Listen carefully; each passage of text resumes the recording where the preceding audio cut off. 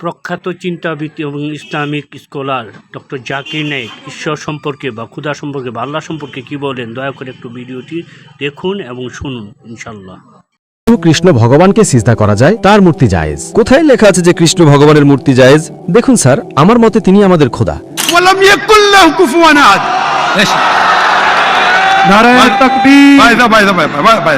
যখন অমুসলিম ভাইরা প্রশ্ন করেন তাদের ভয় পাওয়ানো উচিত নয়। আপনি ভয় পাবেন না ভাই সাহেব। আসসালামু আলাইকুম স্যার, আমার নাম রাউল রাম। আমি আপনার কাছে একটি প্রশ্ন করতে চাই যে আমাদের ধর্ম ভুল নয়, ভুলগুলো আমরাই করি। জিনা করা আমাদের ধর্মে হারাম, মদ পান হারাম, জিনা হারাম, মানে যত ভুল কাজ আছে সবই ভুল, তাতেও লেখা আছে। আর এটা ইসলামেও আছে। এই দুটোর মধ্যে কমন তো ভালো কথা, দুই দিকেই আছে, কিন্তু এই কারণে আমাদের দোজখে ফেলে দেওয়া হবে যে আমরা শুধু কালিমা পড়ি না। অন্যদিকে আমাদের মধ্যেও সেই একই জিনিস আছে, শুধু ইবাদতের নিয়ম আলাদা। বাকি বাস, প্রশ্ন এতটুকুই। ভাই সাহেব, আপনার নাম কি? রাউল রাম। রাউল রাম একটি ভালো প্রশ্ন করেছেন। তিনি বলেছেন যে তাদের ধর্মগ্রন্থেও জিনা হারাম, যা সম্পূর্ণ সঠিক। তাদের ধর্মে মদপান হারাম বলা হয়েছে, তাও সঠিক। আপনি যদি আমার বয়ান শুনে থাকেন, হিন্দু ধর্ম ও ইসলামের সাদৃশ্য, আপনি কি সে বয়ান শুনেছেন? জি জি। আচ্ছা, সেই বয়ানে বলা হয়েছে যে হিন্দু ধর্মে দুই ধরনের ধর্মগ্রন্থ আছে, এক শ্রুতি আর এক স্মৃতি। শ্রুতি মানে সেই গ্রন্থ যা ঈশ্বরের কাছ থেকে এসেছে, ঈশ্বরের কাছ থেকে। স্মৃতি হলো সেই গ্রন্থ যা মানুষ লিখেছে। শ্রুতিতে আসে বেদ এবং উপনিষদ, স্মৃতিতে আসে মহাভারত, রামায়ণ, ভগবদ্গীতা, মনুস্মৃতি ইত্যাদি। আপনি যদি পড়েন ছান্দোগ্যোপনিষদে, যা শ্রুতিতে, ছান্দোগ্যোপনিষদ অধ্যায় 6 অনুচ্ছেদ 2 শ্লোক 1, ঈশ্বর একজনই, দ্বিতীয় কেউ নেই। একদম, ঈশ্বর একজনই, দ্বিতীয় কেউ নেই। একদম। আপনার ধর্মগ্রন্থে লেখা আছে শ্বেতাশ্বতর উপনিষদে অধ্যায় 4 শ্লোক নম্বর 9, নাকাস্য কসিচ জনিতা না পদিপা, নাকাস্য কসিচ জনিতা না চদিপা, যার অর্থ হলো সেই ঈশ্বরের কোনো পিতামাতা নেই, না মা, না বাবা, না সন্তান। ঠিক আছে, লেখা আছে শ্বেতাশ্বতর উপনিষদে অধ্যায় 4 শ্লোক 19, না তস্য প্রতিমা অস্তি। প্রতিমার শাব্দিক অর্থ হল ছবি, পিকচার, ফটো, মূর্তি, প্রতিমা, চিত্রকলা। না তস্য প্রতিমা অস্তি। সেই ঈশ্বরের কোনো ছবি নেই, কোনো চিত্রকলা নেই, কোনো ছবি নেই, কোনো মূর্তি নেই, কোনো মূর্তি নেই, কোনো ভাস্কর্য নেই।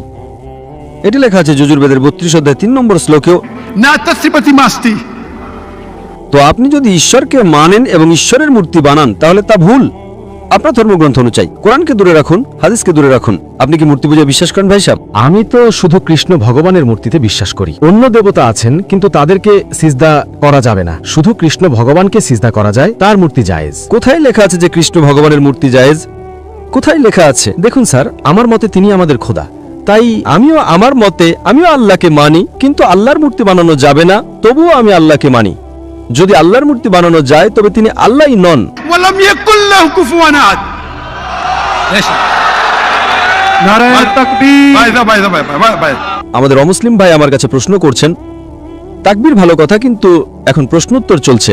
তো আমার অনুরোধ যে যখন অমুসলিম ভাইরা প্রশ্ন করেন, তাদের ভয় পাওয়ানো উচিত নয়। তাদের মনে হওয়া উচিত যে আমরা পারস্পরিক ভ্রাতৃত্ব রাখি। সঠিক, তাদের ভয় পাওয়ানো উচিত নয়, যদিও তারা ভয় পান না, মাশাআল্লাহ।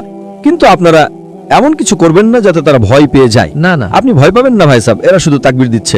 না না, তো আমাদের মতে যার মূর্তি বানানো যায় সে আল্লাহই নন, আর এটা বেদেও লেখা আছে। আপনি কি ইসকনে বিশ্বাস করেন? স্যার, সেটা কল্পনা। সেটাও আমরা জানি যে তাতে খোদা নেই, ওটা একটা কল্পনা। হ্যাঁ, আমাদের ধর্মে খোদার কল্পনা করে মূর্তি বানানো ভুল, এটাই আমি বলছি। আপনি আপনার ধর্মগ্রন্থের উপর আমল করছেন না।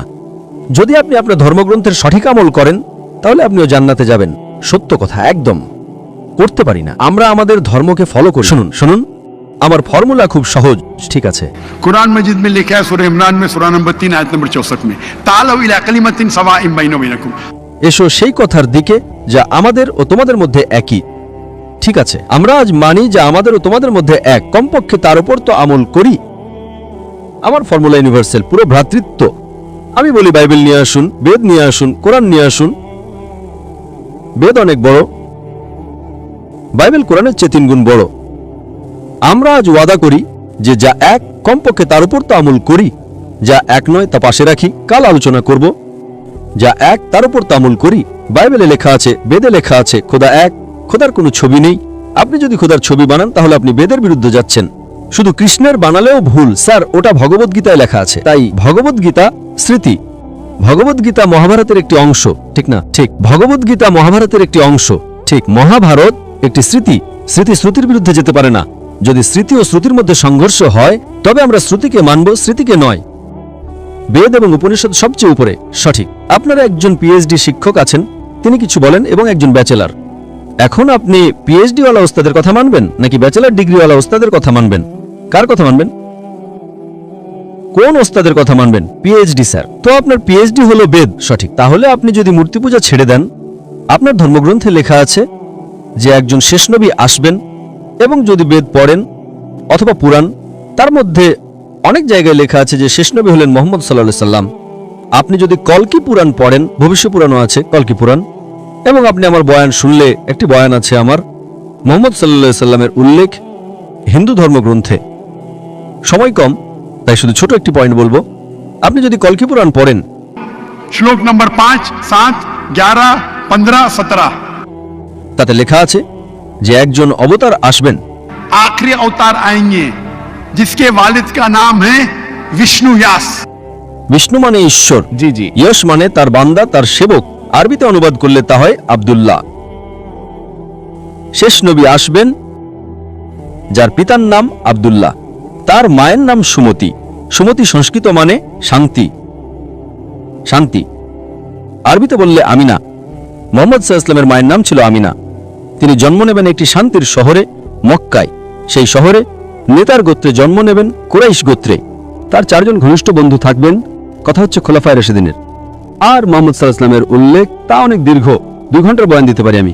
ঠিক আছে, তো আপনি যদি আপনার ধর্মগ্রন্থে বিশ্বাস করেন তাহলে আপনাকে মানতে হবে যে শেষ নবী হলেন মুহাম্মদ সাল্লাল্লাহু আলাইহি ওয়াসাল্লাম। আপনি কি মানেন যে শেষ নবী মুহাম্মদ সাল্লাল্লাহু আলাইহি ওয়াসাল্লাম?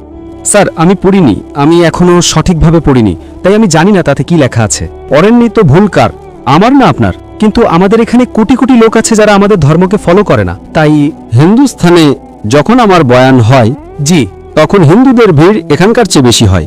দেখেছি। 5 লাখ, 10 লাখ, 25%, 20% অমুসলিম থাকে, 20% হিন্দু থাকে। তো 10 লাখের 20% কত হয়? 2 লাখ। এটা তো 2 লাখের ভিড় নয়, তাই না? কারণ হিন্দুস্থানীরা আমাকে অনেক ভালোবাসে। জি, এবং অমুসলিমরাও ভালোবাসে। এই পলিটিশিয়ানরা সমস্যা করে, ভোট ব্যাংকের সমস্যা। তারা ভাবে যে আমরা তো হেরে যাব এখন। হিন্দুরা যখন আমার বয়ান শুনে তখন বলে যে 2 ঘন্টায় আমরা যা শিখেছি তা আমরা 40 বছরে জানতাম না। ঠিক আছে, তো আমি আপনাকে এখন প্রমাণ দিলাম, রেফারেন্সের সাথে আপনার ধর্মগ্রন্থের প্রমাণ দিলাম। तो आप अगर सच्चे हिंदू है তাহলে আপনাকে মানতে হবে যে ঈশ্বর একজন, সেই ঈশ্বরের মূর্তি নেই, তার শেষ নবী হলেন মুহাম্মদ সাল্লাল্লাহু আলাইহি ওয়াসাল্লাম।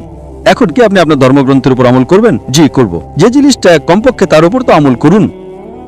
যা সংঘর্ষতা পড়ে, আমি এগুলো জানি, আমি বয়ান দিয়েছি। এতে লেখা আছে যে হিন্দু ধর্মগ্রন্থে মদ পান হারাম, কোরআনে লেখা আছে। সঠিক আপনার ধর্মগ্রন্থে এটাও লেখা আছে যে শুকরের মাংস খাওয়া হারাম। সঠিক। তাহলে আপনার ধর্মগ্রন্থ কোরআনের চেয়েও কঠোর। তাতে লেখা আছে যে যদি আপনি শুকরের মাংস বিক্রি করেন তাহলে পা এবং হাত, উল্টো পা এবং উল্টো হাত কাটতে হবে। এটা কোনো হাদিসে লেখা নেই, কোরআনেও লেখা নেই। আপনার ধর্মগ্রন্থ মনুস্মৃতিতে লেখা আছে যে আপনার উল্টো হাত ও উল্টো পা কাটতে হবে যদি সে শুকরের মাংস বিক্রি করে। সঠিক। তাহলে আপনি যদি সত্যিকারের হিন্দু হন, আপনার ধর্মগ্রন্থ পড়েন। আপনার ধর্মগ্রন্থে লেখা আছে যে শেষ নবী আসবেন এবং শেষ বার্তা দেবেন। শেষ নবী হলেন মুহাম্মদ সাল্লাল্লাহু আলাইহি ওয়াসাল্লাম এবং শেষ বার্তা হলো কোরআন।